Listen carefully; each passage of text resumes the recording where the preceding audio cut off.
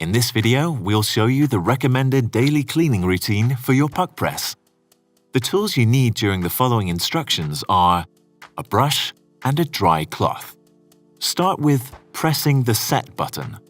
The Tamper base will come down and CL will appear on the display.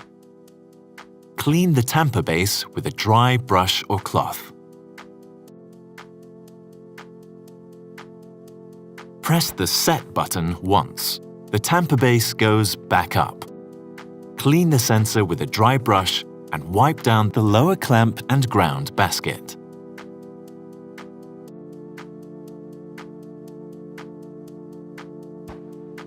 Let's tamp.